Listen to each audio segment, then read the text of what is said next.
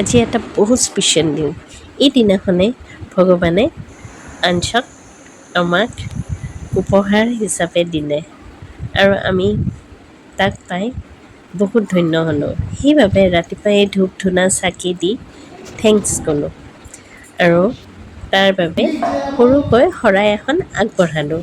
ৰাতিপুৱাই মাহ হালধিৰে গা পা ধুৱালোঁ আৰু ভগৱানৰ ওচৰত তাকো সেৱা কৰিবলৈ লৈ আনিলোঁ। আমাৰ নামঘৰতে সৰুকৈ শৰাই এখন আগবঢ়ালোঁ। আঞ্চু বহুত হেপী। সি নিজকে অলপ ডাঙৰ ডাঙৰ ভাবিলে। আমিও তাক জোকালোঁ, তুমি ডাঙৰ হ'লা দেই।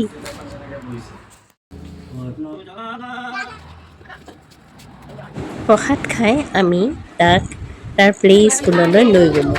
তাতেও সৰুকৈ চেলিব্ৰেট কৰিলোঁ।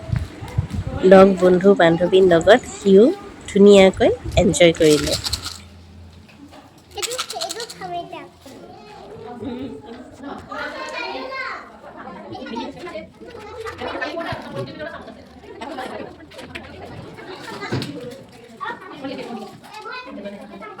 তাৰ মেমেও তাক দীৰ্ঘ আয়ুৰ বাবে আশীৰ্বাদ কৰিলে।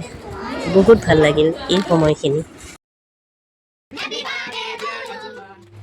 তাৰপিছত ঘৰৰ ওচৰৰে সৰু ল'ৰা ছোৱালী আৰু মোৰ টিউশ্যন কৰা ল'ৰা ছোৱালীৰ লগত মিলি সৰুকৈ চেলিব্ৰেট কৰিলোঁ।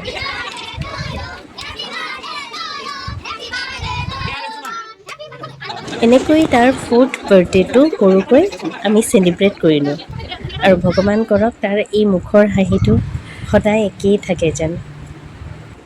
এনেকৈ হেপী থাকক।